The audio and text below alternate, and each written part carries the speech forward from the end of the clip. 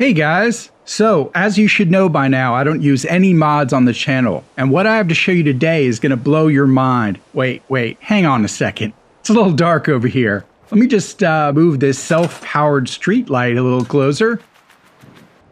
And you know what? I'm feeling a little unsafe, so let me just move this self-powered missile turret a little closer too. And lastly, let's go ahead and get rid of the rain. Ah, that's better. Now, where was I?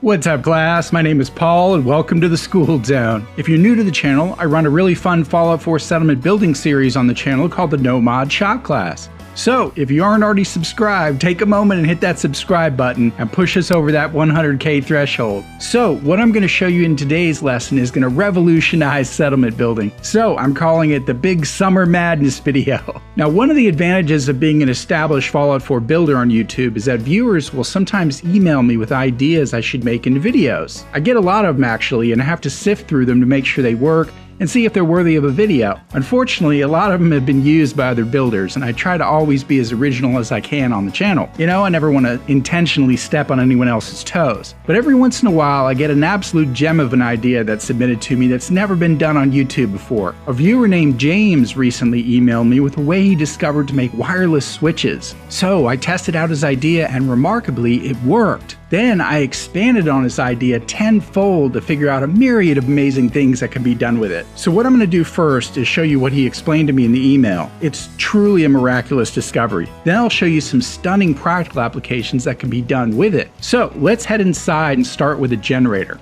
Actually, I've got my generator over here in this building, hidden away, so we can just reuse that one. Just grab it and pull it over here into the light. Okay, so I'm going to plop the generator down there, and then what I'm going to do is go into structures, grab a concrete pillar, just to give us a little perspective here. You'll see why in a moment. And then I'm going to grab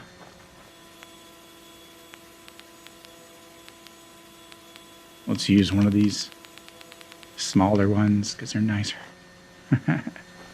And I'm going to just attach this to the pillar. And then let's grab a switch.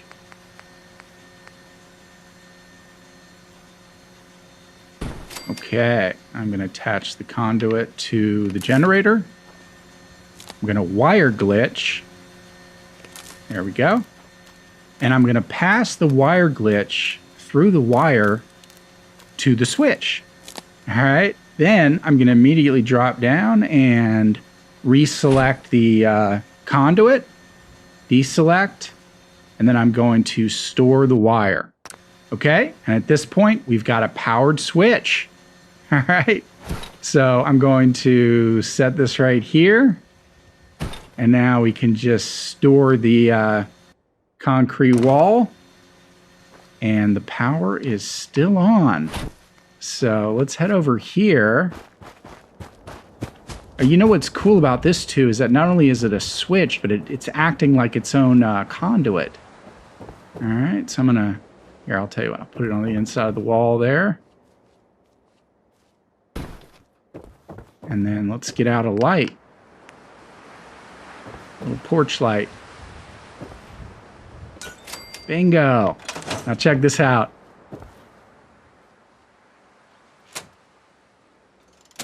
Isn't that badass? Okay, that's just stunning to me.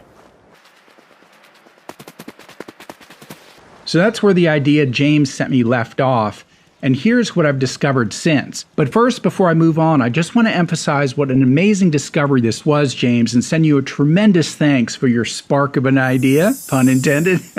It's just incredible. Now, don't worry if I went too fast and you didn't catch how I did that. I'm going to show you some more examples here, and then stick around to the end of the video because I'm going to talk about the mechanics of why I think this works later in the video. But first, I want to show you some even more cool things you can do with this technique, all right? So the more I played around with this idea, the more things I discovered can be done with it. First of all, it's not limited to switches. It can be applied to any settlement object that requires a plug or power line. As you saw in the intro, you can use it to make wireless street lights, wireless turrets, but you can use it for other types of lights as well. All right, so let's reconstruct our little technique here.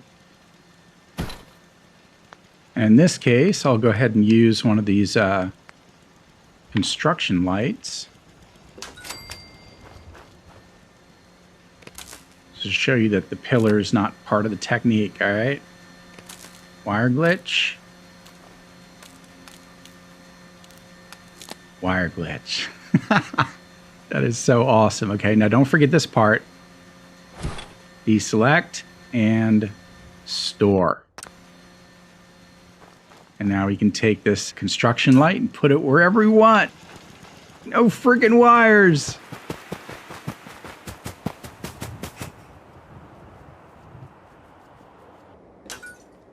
Okay, that looks weird. All right. And then here's my favorite of the bunch. All right, check this out.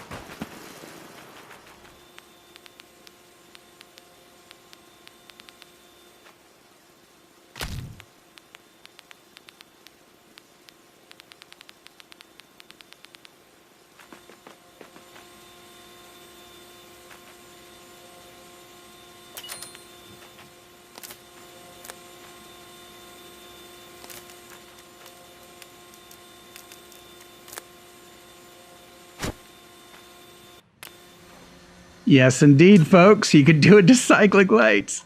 I'm so excited about this. Let's put this one over here.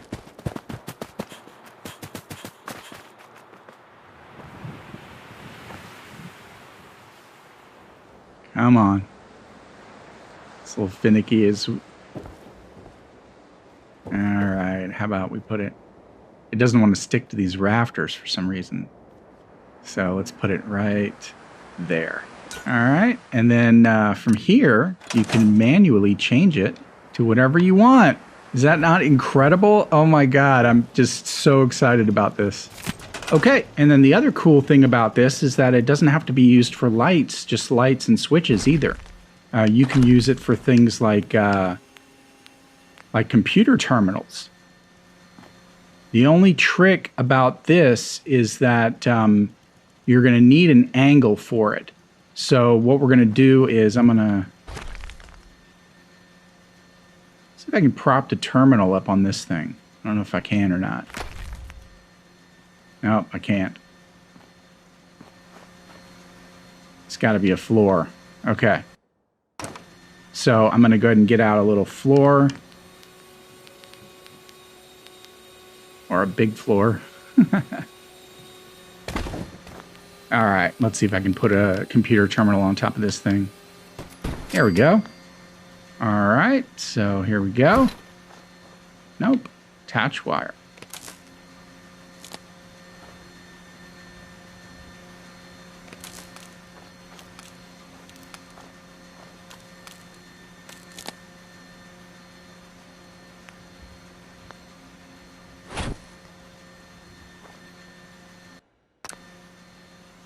And as you can see, it is powered now.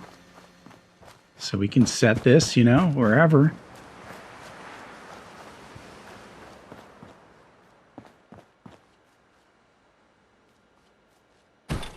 So awesome.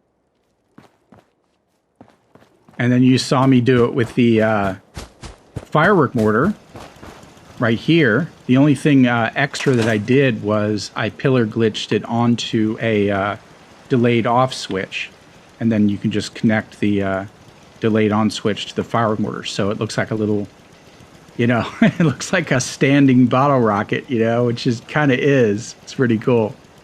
Okay, and then for the last trick I'm going to show you of the day, and then we'll go into some of the more mechanics of it, is something I haven't tested yet, but in theory it should work. Okay, and that is a powered door. In fact, we don't even need a pillar in this case. I'm going to put power conduit here. I'm going to put the switch on the wall.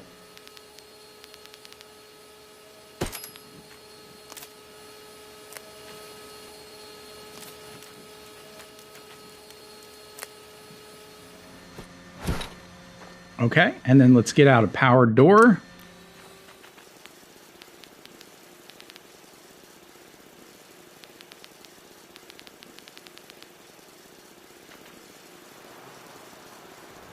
Yeah, we'll just set it right here.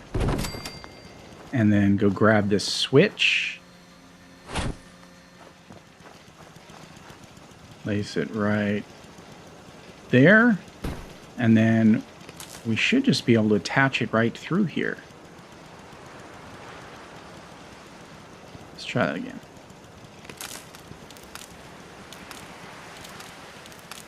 Had it. Got it. Perfect. Okay. Now we've got a portable powered door. Let's go do something creative with this. How about...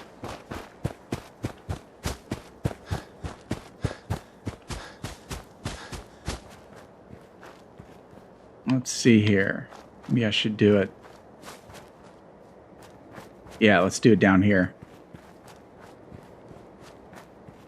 I'll just install it right here. Oh, looks like we're going to need my stairs technique. So let me grab some of these non-snapping stairs.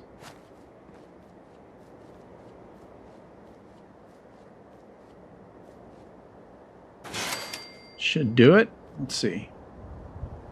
Perfect. Yes. Actually, you know what? Let's try to sink that down on the ground. There we go.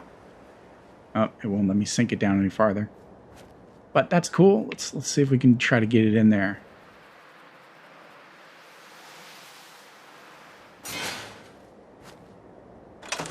All right. Hey, you know, for something I just improv'd on the spot, that's not too bad.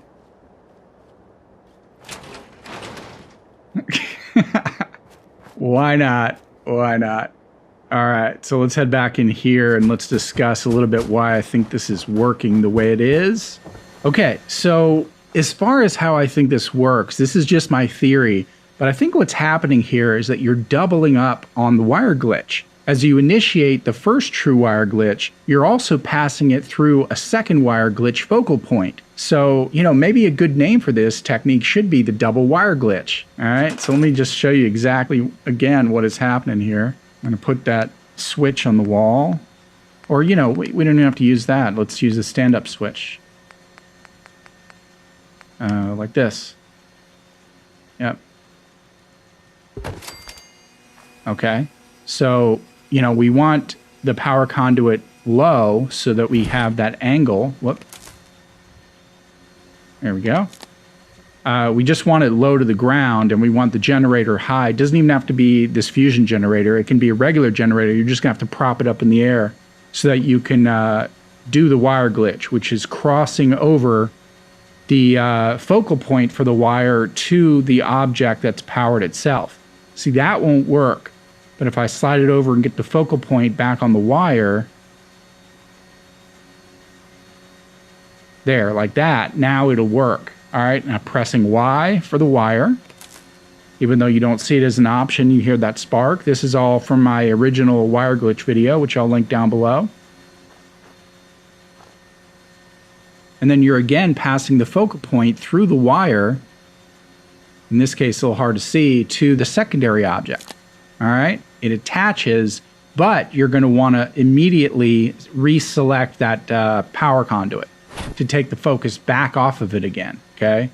Then you can just deselect and store the wire. And you can also store the power conduit as well. The only thing you can't store is the source of the power, which in this case is the fusion generator, okay? Now, the cool thing is that once I do all this, I can move this generator wherever I want. So I can pass it back over into this warehouse where I originally had it,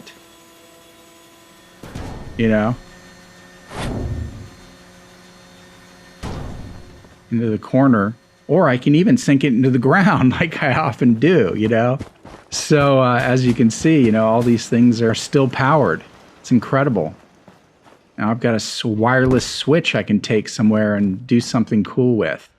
So it just blows my mind. It's one of the most incredible discoveries in a long time. So I'm just flabbergasted. I'm as flabbergasted as you guys are, and I've been doing it, all week. So we can definitely add this to the other 3 from my original wire glitch video, the rug wire glitch, the sine wire glitch, and the true wire glitch, and now the double wire glitch, which in essence is creating self-powered objects. I mean, I really don't know how that switch is acting as its own conduit. Oh, and by the way, you can also do this with conduits. So if you have a bunch of lights that don't require power, but they just need power radiation from a conduit, then just do the same thing, power a conduit, slap it on the back of a house where no one's going to see it. Now your entire house is wirelessly powered up. So anyway, I have no doubt that you guys might even be able to come up with more ideas now that you know about it. So feel free to share your new discoveries down in the After School Club below. And if you want a special shout out in a video for your idea like James, email me privately from my website and let's test it out together. Anyway, thanks so much for watching, guys. Don't forget to smash that like button and share the video around, because I know the whole NoMod community is going to be able to benefit from this. And stick around for more awesome videos in the days ahead. All right, guys, happy building and class dismissed.